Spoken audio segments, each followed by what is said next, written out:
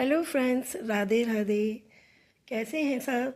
मैं बहुत दिन बाद आपसे रूबरू हुई हूँ क्योंकि आजकल सर्दी की वजह से टाइम ही नहीं मिलता है। सत श्री अकाल, राधे राधे। और क्या क्या कहूँ, जो भी आप चाहते हो, जिस भी प्रदेश में रहते हो, जहाँ भी रहते हो, उन सब की तरफ से मेरी गुड मॉर्निंग। चलिए, आज मैं आपको एक बहुत अच्छी स्टोरी सुनाती हूँ जो शायद आपको बहुत पसंद आएगी। अगर पसंद आए तो आप मेरे चैनल को सब्सक्राइब कीजिएगा, फॉलो कीजिएगा और बेल आइकन का बटन ज़रूर दबाइएगा। एक पति पत्नी थे, वो बहुत अतिथियों के उसमें लगे रहते थे, स्वागत में। एक दिन वो इस काम से बहुत दुखी हो गए। बहुत दुखी होने के बाद उन्होंने एक दिन डिसाइड किया कि आज कोई भी आएगा तो हम दरवाज़ा नहीं खोलेंगे। और ऐसा प्रॉमिस करने के बाद वो बैठ गए, अपने काम करने लगे। थोड़ी देर बाद ही बैल बजती है। जैसे ही घंटी बजती है तो वो झांक करके देखते हैं कि लड़के के माँ बाप आए हैं, पति के माँ बाप आए हैं। लेकिन वो दोनों एक दूसरे की तरफ देखते हैं, क्योंकि प्रॉमिस किया था, इसलिए वो दरवाज़ा नहीं खोलते हैं और वो अंदर चले जाते हैं।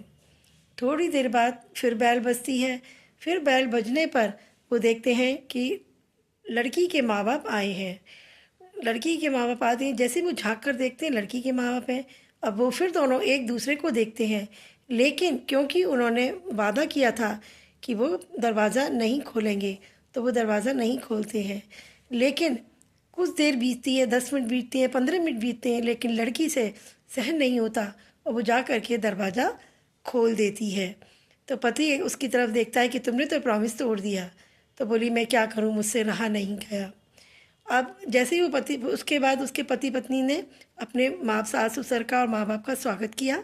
और थोड़ी देर फिर उसके कुछ दिनों बाद ही पत्नी के एक बेटा हुआ तो खूब जश्न मनाया गया। फिर कुछ सालों बाद उसी पत्नी के एक बेटी हुई।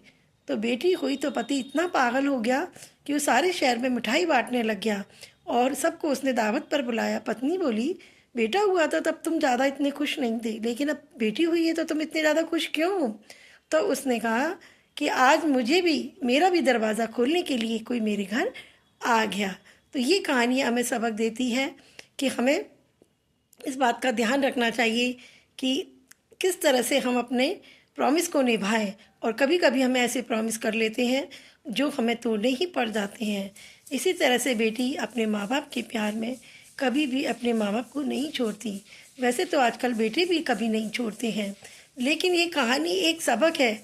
जो लोग बेटियों का अनादर करते हैं, ये उनके लिए सबक है कि बेटियाँ भी हमारे लिए उतनी ही पूजनीय होती हैं जितने कि बेटे। इस तरह से मोटिवेशनल स्टोरी सुनने के लिए बहुत बहुत धन्यवाद।